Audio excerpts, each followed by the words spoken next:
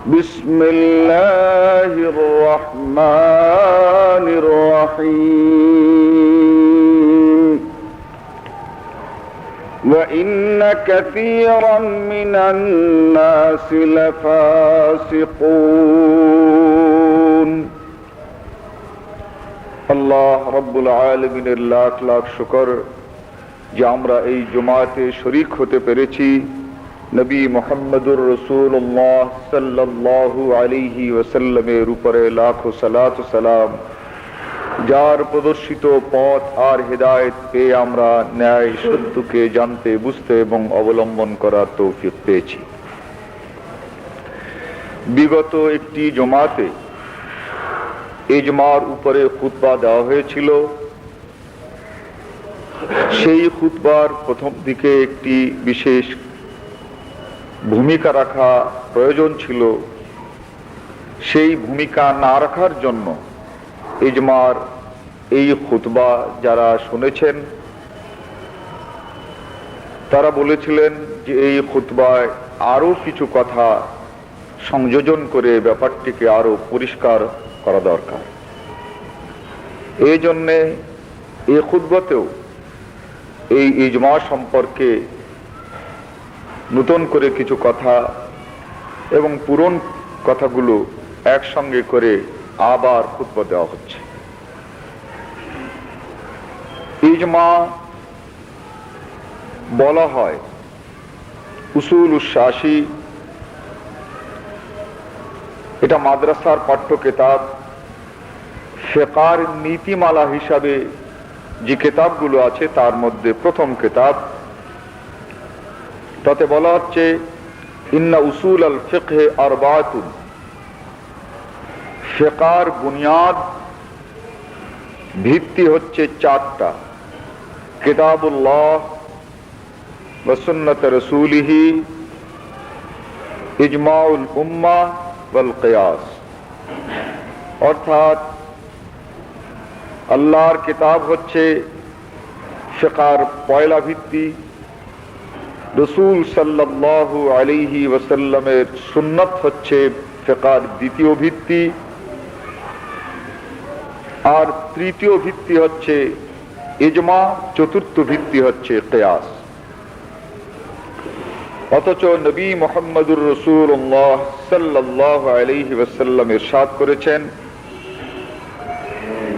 বিদায় হজে, হাদিসটি মুস্তাদরাক আবু আব্দুল্লাহ আল হাকিম, প্রথম খণ্ড 93 নম্বর পৃষ্ঠা।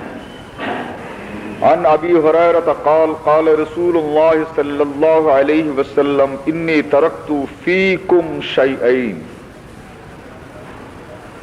হে আমার উম্মত, আমি তোমাদের জন্য রেখে যাচ্ছি দুটো মাত্র জিনিস। লান তাযিল্লু বাদাহা আবাদা, এই দুটো জিনিসকে যদি তোমরা অবলম্বন করে থাকো তাহলে আমার পরে তোমরা কোনো দিন পথভ্রষ্ট হবে না। আমি মরে যাব কিন্তু তোমরা পথভ্রষ্ট হবে না যদি ওই দুটো জিনিসকে তোমরা ধরে রাখো।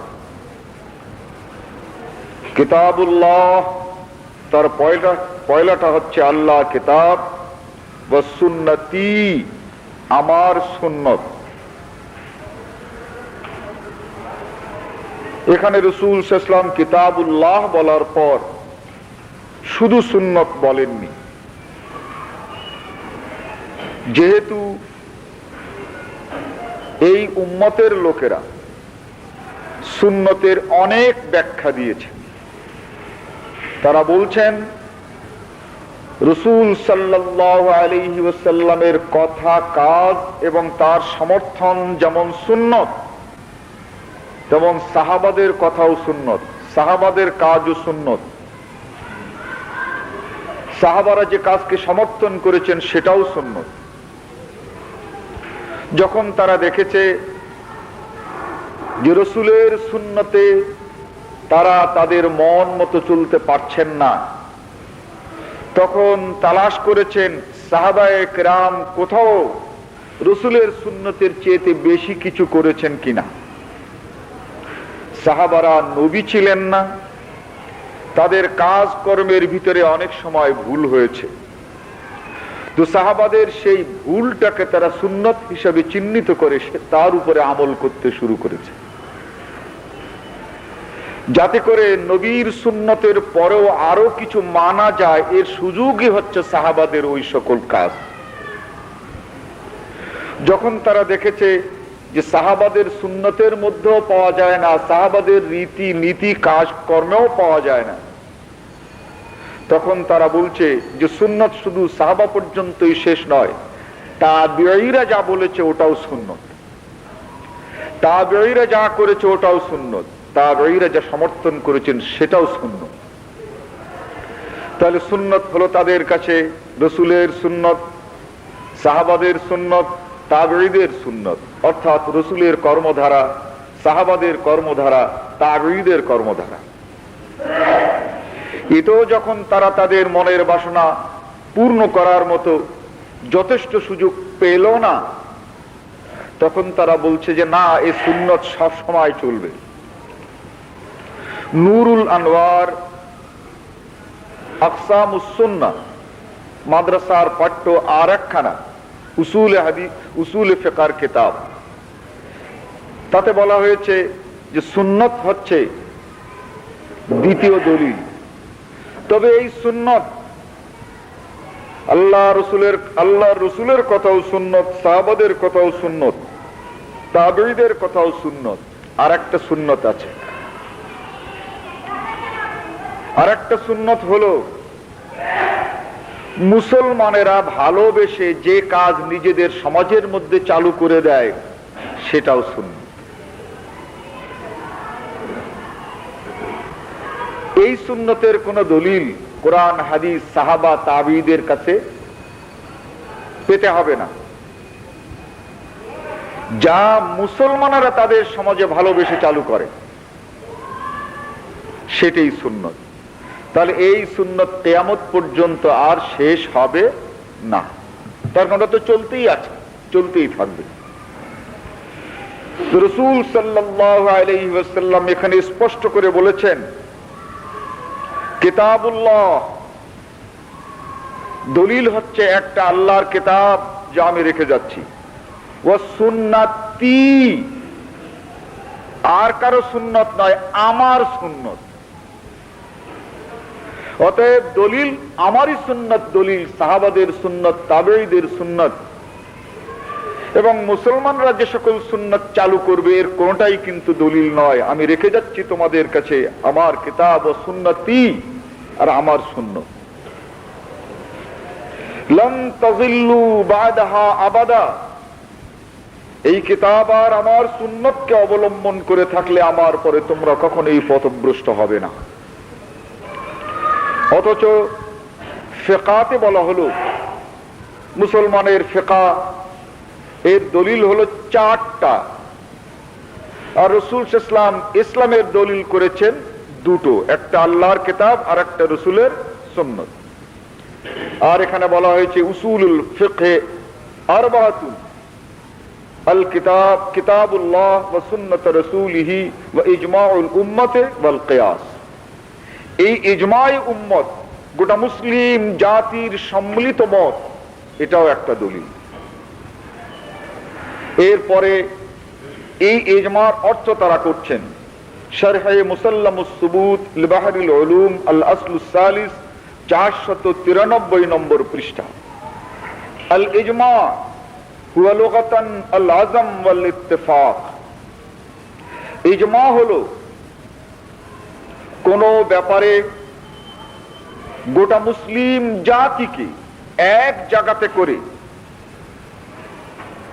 এক মতে তাদেরকে প্রতিষ্ঠা করা।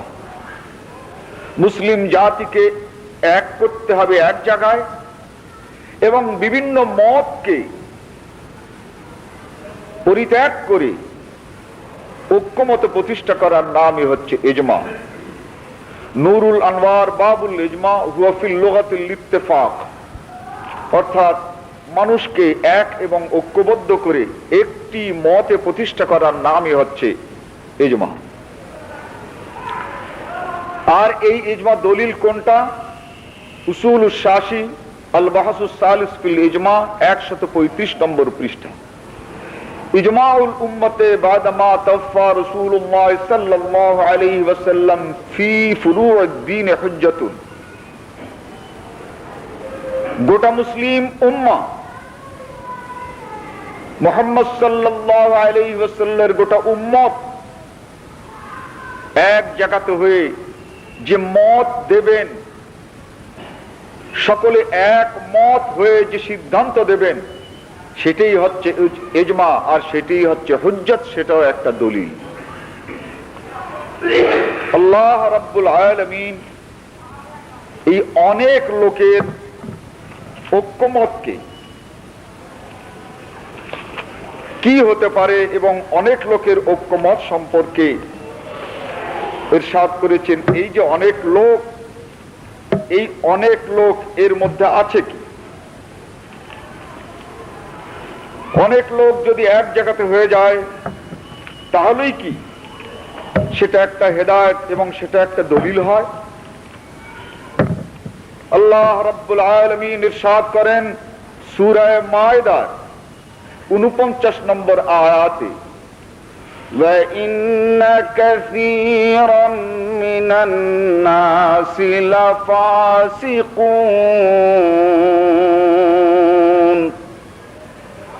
অধিকাংশ মানুষ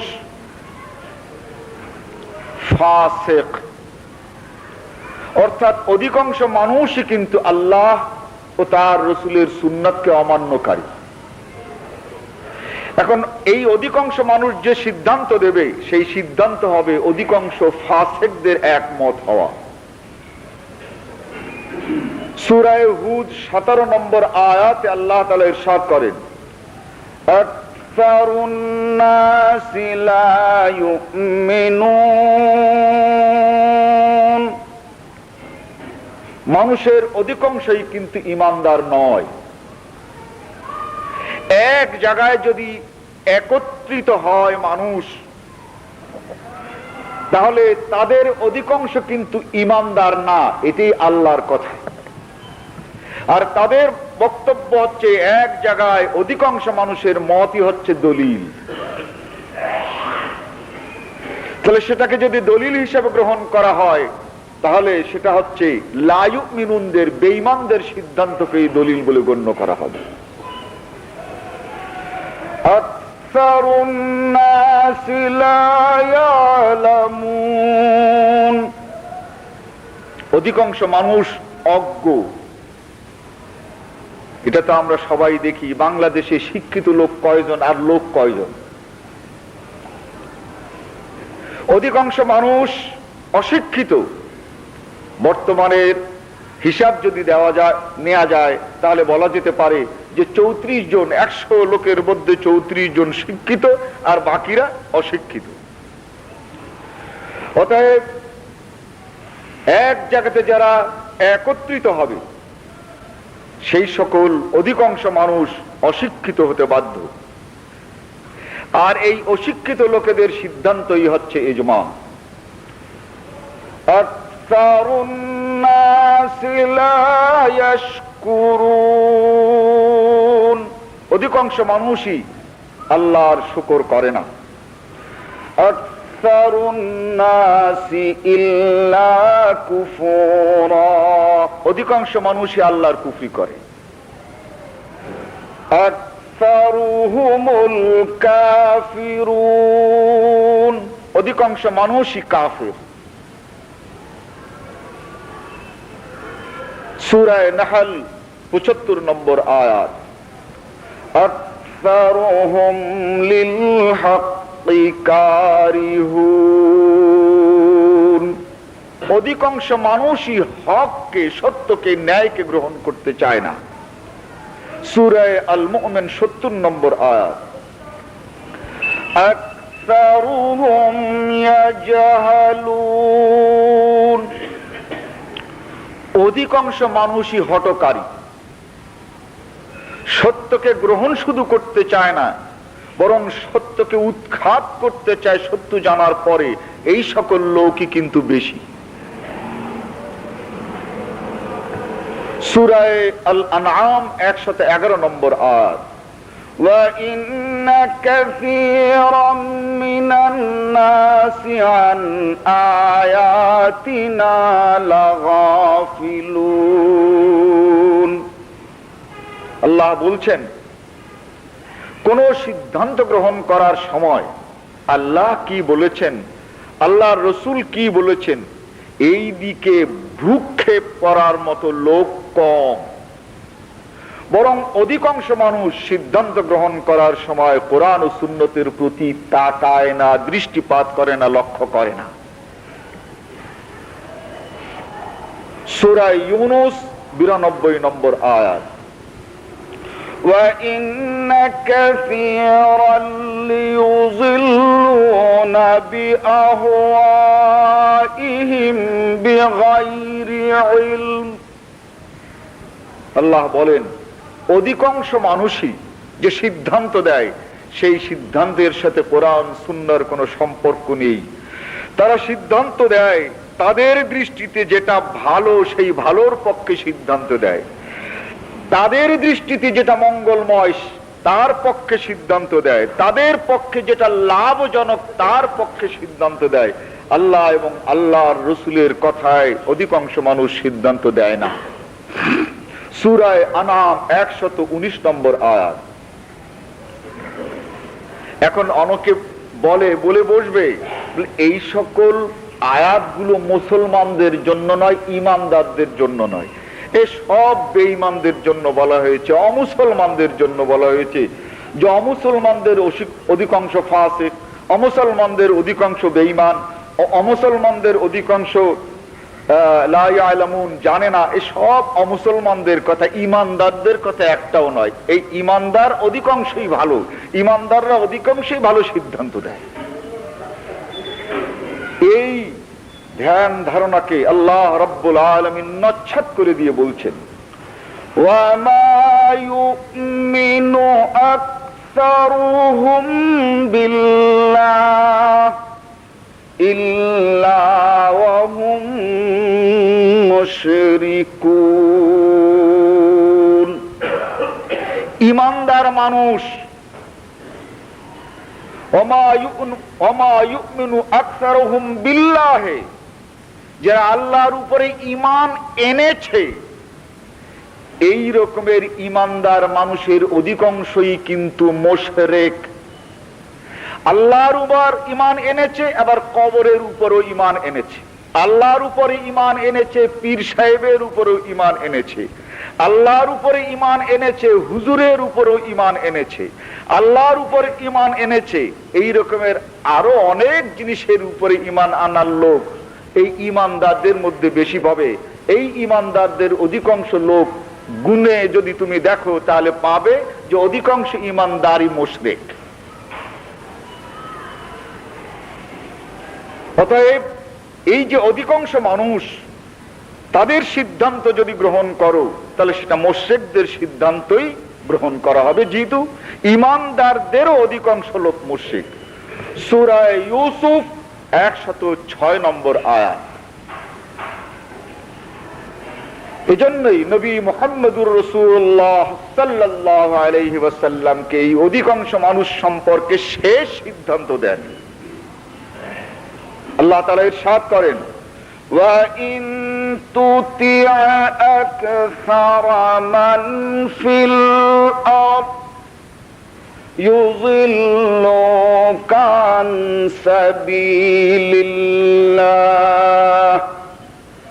হে নবী, তুমি যদি অধিকাংশ মানুষের কথায় সিদ্ধান্ত গ্রহণ করো, তুমি যদি অধিকাংশ মানুষকে মেনে চলতে চাও, যারা এই জগতে বসবাস করে, এদের অধিকাংশ মানুষকে যদি তুমি অনুসরণ করো, ইউযিল্লুকা আন সাবিলিল্লাহ, আল্লাহর পথ থেকে তোমাকে বিচ্যুত করে ফেলবে। অধিকাংশ মানুষের আনুগত্য তোমাকে আল্লাহর পথ থেকে সরিয়ে নিয়ে যাবে, আল্লাহর পথ থেকে তোমাকে বিভ্রান্ত করে তোমাকে আল্লাহর পথ ছাড়িয়ে দেবে। অতএব অধিকাংশ মানুষের পথ কখনোই গ্রহণ করবে না। যে পথ আল্লাহর পথ, সেই পথে কত মানুষ আছে আর কত মানুষ নাই, আল্লাহর সিদ্ধান্তকে কত লোক গ্রহণ করছে আর কত লোক গ্রহণ করে নাই, এই সংখ্যাই সত্য নয়। সত্য হচ্ছে আল্লাহ নাজিল করেছেন কিনা, নবী বলেছেন কিনা, এইটাই সত্য। এর সমর্থন বেশি কম এই সংখ্যা, এটা ইসলামে কোনো দলিল নয়। কারণ কালিলুম মিন ইবাদিয়াশ শাকুর, আল্লাহর বান্দা যারা, ইবাদি, যে সকল আল্লাহ বলছেন আমার বান্দা যারা, তাদের মধ্যে ঈমানদার লোক খুব কম। কালিলুম মিন ইবাদিয়াশ শাকুর। মোকাবেলায় তিনি বলেছেন আবার আকসারুন নাস লা ইয়াশকুরুন, আমাকে মেনে চলার লোক কম, শুকরগুজার লোক কম। আবার মোকাবেলায় বলেছেন যারা শুকর করে না এদের সংখ্যা কিন্তু বেশি। সূরা সাবা 13 নম্বর আয়াত আল্লাহ তাআলা ইরশাদ করেন কালিলাম মা ইউমিনুন, মানুষের মধ্যে ঈমানদার লোকের সংখ্যা কিন্তু কম। মোকাবেলায় বলেছিলেন আল্লাহ আকসারুন নাসি লা ইউমিনুন, অধিকাংশ লোক ঈমানদার নয়।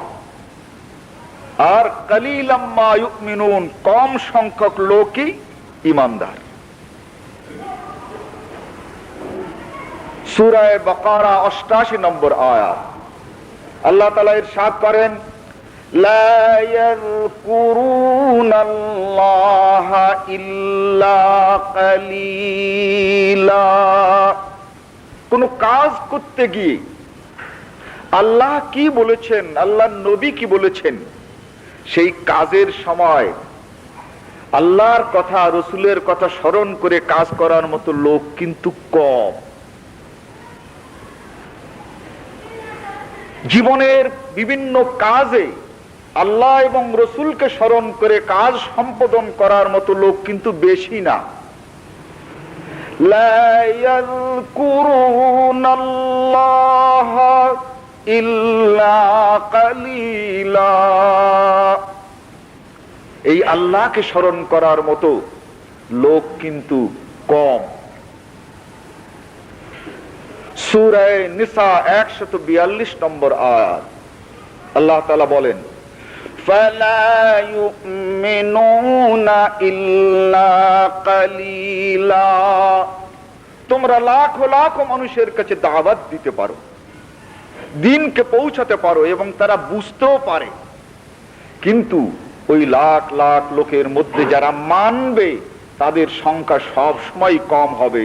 ফালা ইউমিনুনা ইল্লা কালিলা, যত লোকের কাছে দাওয়াত পৌঁছিয়েছে তারা সকলেই যে ঈমানদার হবে এই ধরনের আশা পোষণ করা তোমাদের জন্য ঠিক নয়। সূরা নিসা 155 নম্বর আয়াত আল্লাহ রাব্বুল আলামিন ইরশাদ করেন লা ইয়াফকাহুনা ইল্লা কালিলা, বুঝবে আর বুঝবার মতো কাজ করবে এর লোক কিন্তু কম।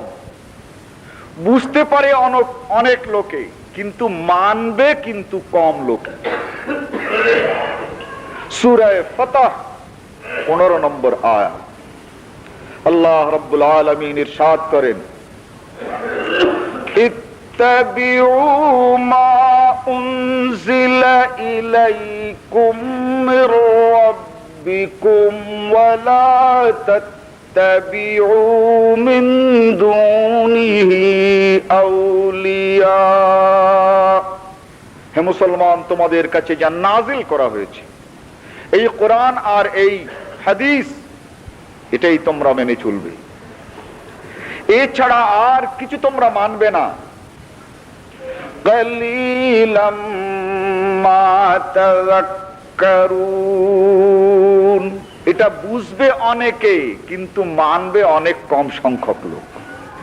কালিলাম মা তাযাক্কারুন, এটা মানবার মতো, কেবলমাত্র কোরআন এবং হাদিসের উপরে প্রতিষ্ঠিত থাকবার মতো লোক কিন্তু কম হবে। কালিলাম মা তাযাক্কারুন, অতএব একদিকে বেশিদের কথা আল্লাহ বললেন যে তারা ঈমানদার নয়, তারা মূর্খ, তারা কাফের, তারা সত্যকে অস্বীকারী এবং তারা গাফেল। অন্যদিকে বললেন যারা কম তারাই হচ্ছে আমার বান্দা, তারাই হচ্ছে ঈমানদার এবং তারাই হচ্ছে কোরআন এবং হাদিসকে গ্রহণকারী। অতএব এই ইজমা যত বেশি হোক, তার মধ্যে ওই আকসারুহুম লা ইয়ালামুন আছে, তার মধ্যে অধিকাংশ লোকই হচ্ছে মূর্খ, অথবা অধিকাংশ লোকই কাফের, অধিকাংশ লোকই বেঈমান ইত্যাদি। আর কম সংখ্যক লোকের মধ্যে হচ্ছে ঈমান এবং আমল। অতএব এই ইজমাকে দলিল হিসেবে গণ্য করার কোরআন এবং হাদিসের মধ্যে কোন যৌক্তিকতা নাই। এই কথাটি যে তারা বোঝেন না, বোঝেন। পয়লা বলছেন তারা ইজমাউ হাদিহিল উম্মাহ, গোটা মুসলিম জাতি এক জায়গায় এক স্থানে বসে যে সিদ্ধান্ত দেবেন সেটাই হচ্ছে ইজমা। চিন্তা ভাবনা করে দেখেছেন যে গোটা মুসলিম উম্মাকে এক জায়গাতে করা সম্ভব নয়। তার কারণ তার জন্য একটি দিন লাগবে, তার জন্য একটি ক্ষণ লাগবে, তার জন্য একটি জায়গা লাগবে। আজকে যদি কোনো ইজমা করতে যায় তাহলে 400 কোটি মুসলমানের পপুলেশনের মধ্যে 100 কোটি মুসলমানকে এক জায়গাতে করতে হবে। মুসলমানরা কম পক্ষে এই পৃথিবীতে 100 কোটি হিসেবে ছড়িয়ে ছিটিয়ে আছে। কোন মাঠে জমা করবে, কোথায় আসবে, কিসে আসবে, থাকবে কোথায়, খাবে কি, এত মুসলমানকে এক জায়গাতে করা সম্ভব নয়। তো পয়লা উম্মতে মুসলিমা বা রসুলের উম্মত বলেছিলেন, তারপরে বলেন যে না, ওর থেকে কিছু কমাতে হচ্ছে। উসুল শাসি 135 নম্বর পৃষ্ঠায় ইজমাউল উম্মাহ বলা হয়েছে। এই কিতাবটি 400 হিজরিতে ছাপা হয়েছে। অনেক চিন্তা ভাবনা করার পর দেখে যে না, ইজমাই উম্মত তো বলে ফেলেছি, এটা সম্ভব নয়। মুসাল্লামুস সুবুত, শরহে মুসাল্লামুস সুবুত লিবাহরিল উলুম 492 নম্বর পৃষ্ঠায় বলছে ইত্তেফাকুল মুজতাহিদিন মিন হাযিহিল উম্মাহ, এই মুসলিম উম্মার বড় বড় আলেমরা আসলেই হবে, সকলের আসতে হবে না। বড় বড় আলেমরা যদি এক জায়গাতে হয় আর তারা যদি সিদ্ধান্ত দেন তাহলে সেটাই হবে ইজমা। তার কারণ সকলের কি এক জায়গাতে হওয়া সম্ভব? এর মধ্যে গোলমাল বাঁধলো। তার কারণ এই কিতাবটি ছাপা হয়েছে 600 হিজরির পরে এক মূল কিতাব থেকে। এর মধ্যে তো 4 মযহাব হয়েই গেছে। 400 হিজরিতে মযহাব প্রতিষ্ঠা হয়। এখন এক এক মযহাবের কাছে সেই মযহাবের হুজুররাই হুজুর, আর বাকিরা কিন্তু কেউ হুজুর না। বাকিদেরকে আর কেউ মেনে নিতে পারে না। মালিকিরা হানাফিদেরকে, হানাফিরা মালিকিদেরকে, শাফিঈরা মালিকিদেরকে আর গ্রহণ করতে পারছে না। তো গ্রহণ করতে পারছে না, তাদেরকে এক জায়গা করাও তো সম্ভব নয়। যেহেতু মালিকির ডাকে শাফিঈ, হাম্বলি, হানাফিরা আসবে কেন? তো তাহলে ইজমা যে বলে ফেলেছি, এটা হবে কি? দেখো, এর ভিতরে যারা নেককার, তার মানে ইমাম আবু হানিফাকে যে কয়েকজন ইমাম মানে ওরাই হচ্ছে নেককার, ওদেরকে ডাকো। যেহেতু মালিকিরা ইমাম আবু হানিফাকে মানতে চায় না, ওরা নেককারই না, এই এখন আস্তে আস্তে বাদ পড়তে শুরু করে দিল। দেখে যে না, এর ভিতরেও গন্ডগোল। তার কারণ হানাফি হুজুররাও বা মালিকি হুজুররাও এক মাযহাবের সকল হুজুরদের আবার একমত না। ইমাম আবু হানিফার যারা শাগরিদ, ইমাম আবু ইউসুফ এবং ইমাম মুহাম্মদ, ইমাম আবু হানিফাকে অনেক জায়গায় মানেন না। ইমাম আবু হানিফা বলেন এই সিজদা করে উঠে তারপরে বসতে হবে, হাদিসে আছে, এটা না করলেও নামাজ হবে। হেদায়ার ভাষ্য ইমাম আবু হানিফার কথা নাকি। ইমাম আবু ইউসুফ বলেন যে ইমাম আবু হানিফা বললে কি হবে, ওই জলসায় ইস্তেরাহাত না করলে কিন্তু নামাজই হবে না। ইমাম আবু হানিফার সঙ্গে ইমাম আবু ইউসুফের দ্বন্দ্ব। এভাবে হানাফি আর হানাফিদের মাঝে দ্বন্দ্ব, শাফি আর শাফিদের মাঝে দ্বন্দ্ব।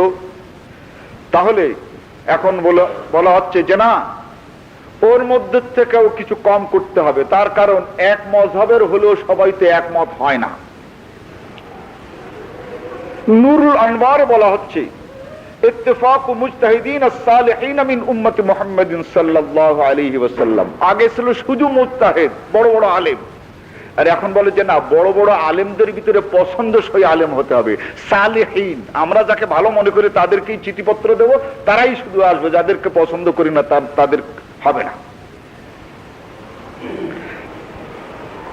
এইভাবে কম করতে করতে শেষ পর্যন্ত দেখে যে যা আলেমরা এমন এক চিজ। কোন একজন রম্য লেখক বলেছিলেন যে দেখো, এক পাল্লায় 5টা ব্যাঙ উঠে ওজন করতে পারবে, যদিও ব্যাঙ লাফায়, কিন্তু এক জায়গায় হুজুরদেরকে এক করে কখনো তাদের কাছ থেকে এক কথা পাবে না। এ হচ্ছে, যদিও কথার একটা রং, তবু এক জায়গায় করে দেখেন একমত কাউকে পাবেন না। তার কারণ একমত হতে হলে তো কোরআন মানতে হয়, তাতে দুই মত নাই। একমত হতে হলে তো রাসূলের হাদিস মানতে হয়, তাতে মতামত নাই। কিন্তু যেই না হুজুরদের মতামত চাওয়া যায়, তখন এক এক হুজুরের এক এক মত বেরিয়ে আসে। তো এখন তারা শেষ পর্যন্ত বলছে যে না, অত লোকের মতকে আর ইজমা করা যাবে না। শারহে মুসাল্লামুস সুবুত 501 নম্বর পৃষ্ঠায় বলা হচ্ছে লা ইশতারাতুল আদাদুত তাওয়াতুর। হাদিস মুতাওয়াতির হওয়ার জন্য যে সংখ্যা, অর্থাৎ কমপক্ষে 9 জন, এই 9 জন হুজুরকে এক জায়গা করার দরকার নাই। ইন্নামা হুয়া লিল ইত্তিফাক তাকাররুমান লিহাযিহিল উম্মতি লা দাখালা ফীহি আদাদুত তাওয়াতুর। ক্বালা বাল মিনাল জামাআতি। জামাত হলেই চলবে। আর আরবিতে জামাত হয় 3 জনে, ওয়াহিদ, তাসনিয়া, জামা। 3 জন যদি এক হয় তাহলেই জমা হয়। এবার বলছে লা ইয়াকুনু ইত্তিফাকুল ইসনাইন। 2 হুজুর যদি মিলে এক কথা বলে, এটা ইজমা হবে না। তা 3 হুজুর যদি কমপক্ষে একমত বলে, এইটাই ইজমা, এইটাই ধরে নাও। এই রকমের ইজমা কম করতে করতে আর ইজমা শেষে আর নাই। তো 3 জনের মতই যদি ইজমা হয়, হোক। তাহলে ও কোথায় ছিল ইজমাই উম্মত, গোটা মুসলিম জাতির সম্মিলিত মত। আর কম হতে হতে হতে হতে এখন 3 জনের একমত হলেই সেটা ইজমা হয়ে যায়। তার মধ্যে আবার কথা আছে। হানাফি উসুল ফিকহ শারহে মুসাল্লামুস সুবুত বলছে 3 জনের একমত হলে চলবে, তবে একটু কথা আছে। আম্মাল মুকাল্লিদ ফাল আকসার ক্বালু ইন্নাহু কাকে আই লা ইবরাতা বিহি ফিল ইজমা ওয়া ইন কানা আলিমান বিল মাসাইল। দেখো, এই ইজমা হতে হলে নিরপেক্ষ মানুষের দরকার। যারা হানাফি হয়ে গেছে ওদের ইজমায় কিন্তু ইজমা হবে না, 3 জন হলেও হবে না। যারা মালিকি হয়ে গেছে, যারা মুকাল্লিদ হয়ে গেছে, কোন ইমামের তাকলিদ করে, কোন ইমামের মাযহাব মানে, তারা যদি 3 জনে একসঙ্গে হয় তাহলে কিন্তু ইজমা হবে না।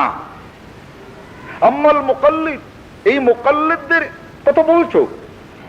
ফাল আকসার, হানাফি লোকেদেরই মত হচ্ছে এই, ক্বালু ইন্নাহু কাকা অনেকগুলো কাক যদি একসঙ্গে হয়ে ডাকাডাকি করে, সব কাকই কিন্তু কাকা বলে, কেউ কাকা আর কেউ কোকো বলে না, সবাই কাকাই বলে। মুকাল্লিদদের কথা ওই সব কিন্তু একই বলবে, ওতে কিন্তু কোনো পার্থক্য পাবে না। অতএব এই ধরনের মুকাল্লিদ যারা নিজের জমিরকে, নিজের বিবেককে, নিজের বুদ্ধি আর বিবেচনাকে কোনো মযহাবের মধ্যে ঢুকায় ফেলেছে, তাদের এজমা কিন্তু হানাফিরাও আমরা এজমা মানতে প্রস্তুত নই। এ হানাফিদের কথা, তাহলে অন্যদের কথা তো ছেড়েই দিলাম। শারহে মুসাল্লামুস সুবুত 498 নম্বর পৃষ্ঠা।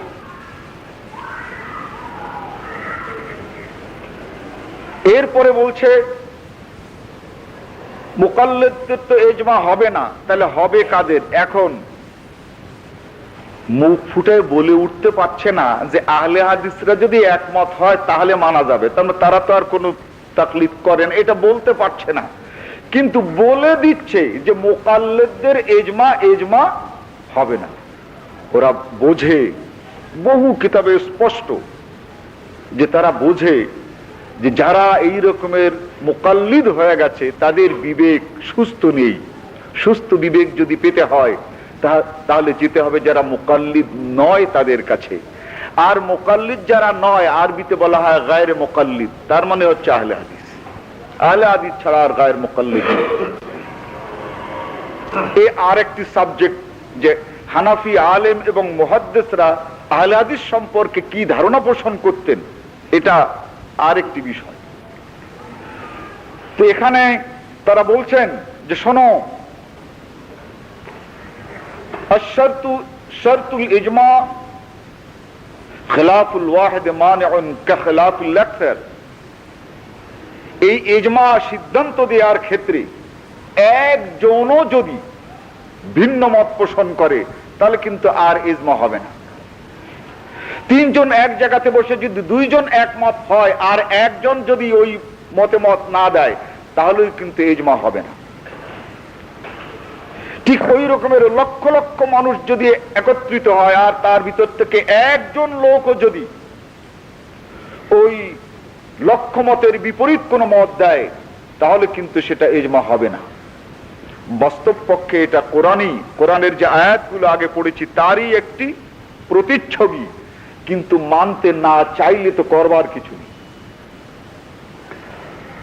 বলাউ খালাফা ওয়াহিদুন কানা খিলাফুহু মু'তাবারান ওয়ালা ইয়ানকিদুল ইজমা। একজন যদি ব্যতিক্রম করে তাহলে ওই ইজমা বলে গণ্য হবে না। তো বলছে যে না, ইজমা হতে হলে সকল সাধারণ মানুষদের ইজমা হতে হবে। এবার আর এক দলের কথা, তারা বলছে যে সাধারণ মানুষ, قال আবু বকরুল বাকিল্লানি ইয়াকফি কওমুল আওয়াম ফি ইনকাদাল ইজমা। সাধারণ মানুষরা যে কথা বলবে সেটাই ইজমা হবে। ওই আলেম তালেম বুঝি না, তার কারণ ওনাদের ভিতরে অনেক একড়া আছে। ওই সকল লোকেরা বলছেন আল জবাব ইন্নাহুম কাল আনআম ওয়া আলাইহিম আন ইউকাল্লিদুল মুজতাহিদিন। সাধারণ মানুষ এরা তো পশুর মতো। সাধারণ মানুষ এ আবার মানুষ নাকি? নুরুল আনোয়ার 220 নম্বর পৃষ্ঠা। ইন্নাহুম কাল আনআম, এগুলো তো পশু জানোয়ারের মতো। দেখো না, রাখাল জানোয়ারদেরকে যেদিকে হাঁকিয়ে নিয়ে যায় জানোয়ারগুলো সেই দিকে যায়, জানোয়ারদের বলবার কিছু থাকে না। এইরকম সাধারণ মানুষদেরকে আলেমরা হাঁকাবে, আর এই আলেমরা যা বলবে তাই মানবে। ওদের বলবার কিছু নাই, ওদের করবার কিছু নাই, ওদের মতামতের কোনো দাম নাই। ইমাম মালিক রাহমাতুল্লাহ আলাইহি বলেন যে ইজমার ব্যাপারে তো শুনলে সব।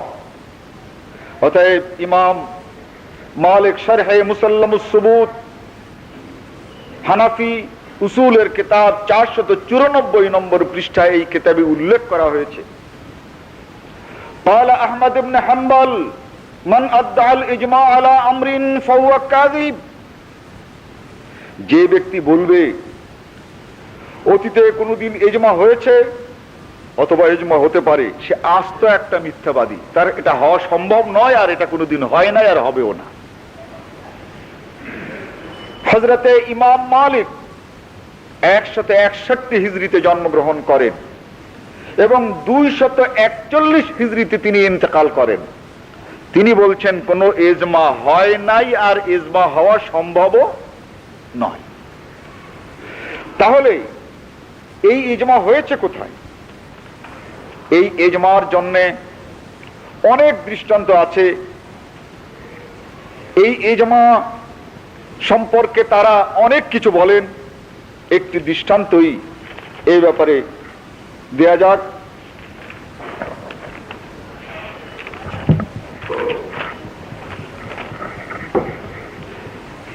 হেদায়া প্রথম খণ্ড, কিতাবুজ যাকাত, বাব মান ইয়াজুজু দাফ'উস সাদাকাত, মান ইয়াজুজু দাফ'উস সাদাকাত ইলাইহি ওয়া মান লা ইয়াজুজ। যাকাতের টাকা কাকে কাকে দেয়া যাবে আর কাকে কাকে দেয়া যাবে না বলছে। ওয়াল আসলু ফীহি কাউলুহু তাআলা ইন্নামাস সাদাকাতু লিল ফুকারা আল আয়া। فهذه الثمانية أصناف وقد سقط منها المؤلفة قلوبهم لأن الله تعالى أعز الإسلام وأغنى عنهم وعلى ذلك انعقد الإجماع। বলছে যাকাতের অর্থ 8 ব্যক্তিকে দেওয়া যেতে পারে। এটা কিন্তু কোরআনে আছে। বলছে এটা কোরআনের আয়াত, সূরা তাওবার 62 নম্বর আয়াত গালিবান। এই আয়াতে আল্লাহ তাআলা ইরশাদ করেছেন ইন্নামাস সাদাকাতু লিল ফুকারা ওয়াল মাসাকিন ওয়াল আমিলিন আলাইহা ওয়াল মুআল্লাফাতি কুলুবুহুম ওয়া ফির রিকাব ওয়াল গারিমিন ওয়া ফি সাবিলিল্লাহি ওয়া ইবনিস সাবিল ফরিয়দাতাম মিনাল্লাহ। যাকাতের অর্থ ফকিরদেরকে দেওয়া যেতে পারে, মিসকিনদেরকে দেওয়া যেতে পারে। যাকাত যারা উসুল করে সরকারি কর্মচারীদেরকে এই যাকাতের অর্থ দিয়ে বেতন দেওয়া যেতে পারে। ওয়াল মুআল্লাফাতি কুলুবুহুম, যারা এখন পর্যন্ত মুসলমান হয়নি কিন্তু কিছু আর্থিক সাহায্য পেলে মুসলমান হয়ে যেতে পারে, মুক্ত করার জন্য, জেল থেকে ছাড়িয়ে আনার জন্য, জামিন হওয়ার জন্য অর্থ দেওয়া যেতে পারে। ওয়াল গারিমিন, আর যে সকল লোকেরা ধার দেনা নিয়ে দেনা পরিশোধ করতে পারছে না, দেনাদাররা তাকে বিরক্ত করছে, উত্ত্যক্ত করছে, এই সকল দেনাদারদের দেনা পরিশোধ করার জন্য এই যাকাতের অর্থ ব্যয় করা যেতে পারে। ওয়া ফি সাবিলিল্লাহ, এবং যে কোনো আল্লাহর উদ্দেশ্যে যে কাজ হবে, ফি সাবিলিল্লাহ সকল কাজে দেওয়া যেতে পারে। ওয়া ইবনিস সাবিল, কোন ব্যক্তি হয়তো ধনী কিন্তু রাস্তায় অভাবগ্রস্ত হয়ে পড়েছে, ধনী হলেও এই রাস্তার অভাবী মানুষকেও এই যাকাতের পয়সা দেওয়া যেতে পারে। এই হচ্ছে 8 জন। কিন্তু হিদায়া বলছে ওয়াকাদ সাকাতা মিনহাল মুআল্লাফাতি কুলুবুহুম, আল্লাহ তাআলা 4th নম্বরে বলেছেন ওই সকল ব্যক্তিদেরকে যাকাতের অর্থ দেওয়া যেতে পারে যারা অমুসলিম কিন্তু কিছু আর্থিক সাহায্য পেলে মুসলমান হয়ে যেতে পারে।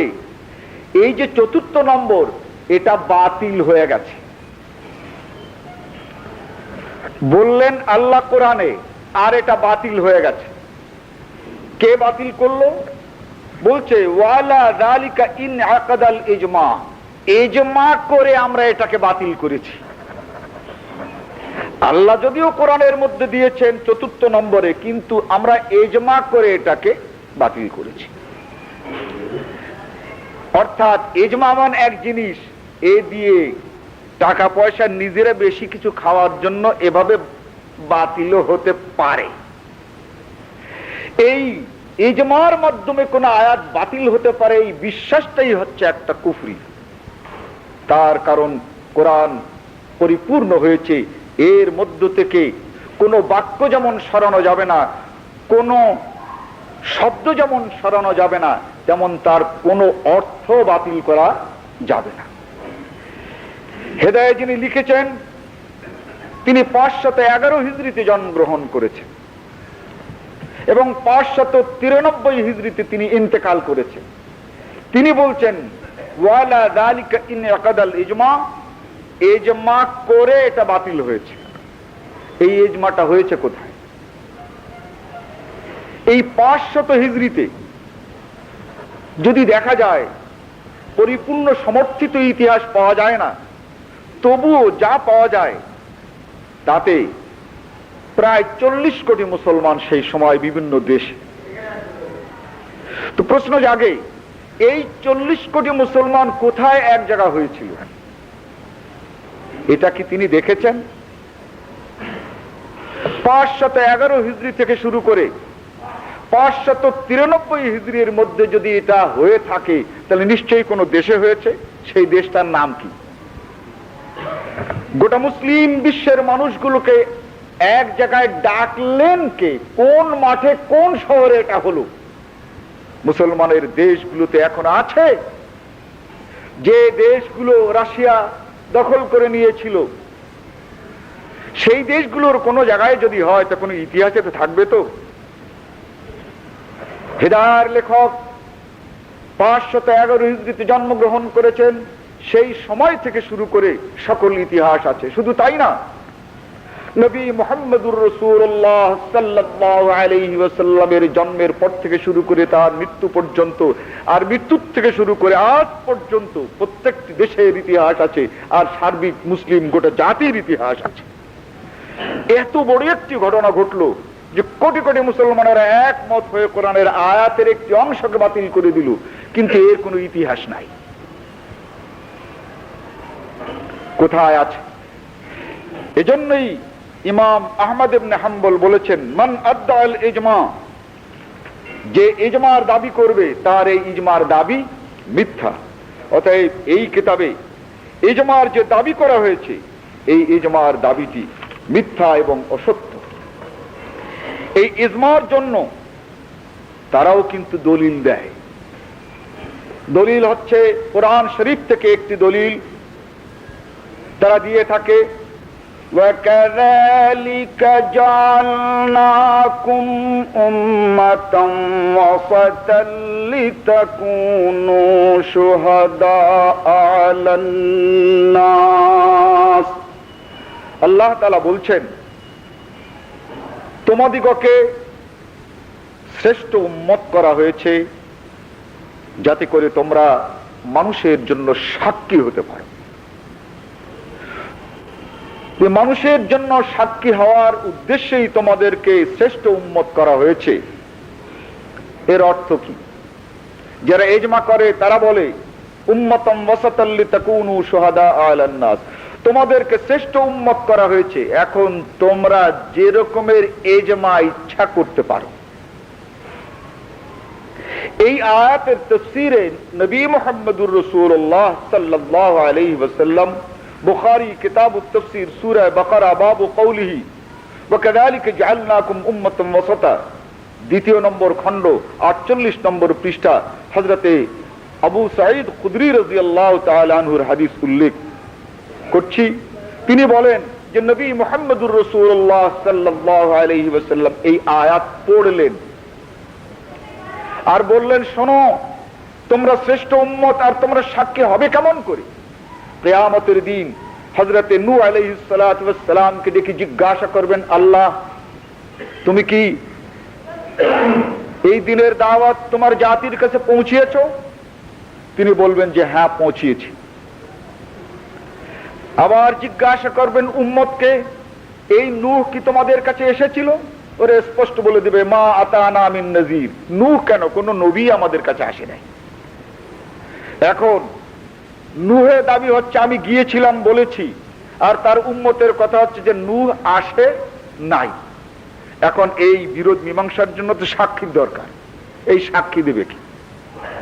নবী মুহাম্মদুর রাসূলুল্লাহ সাল্লাল্লাহু আলাইহি ওয়াসাল্লাম বলেন, কিয়ামতের ময়দানে আল্লাহ রাব্বুল আলামিন হযরতে নূহ আলাইহিস সালাতু ওয়াস সালামকে জিজ্ঞাসা করবেন, তোমার কোন সাক্ষী আছে? বলে হ্যাঁ আছে। বলে কে?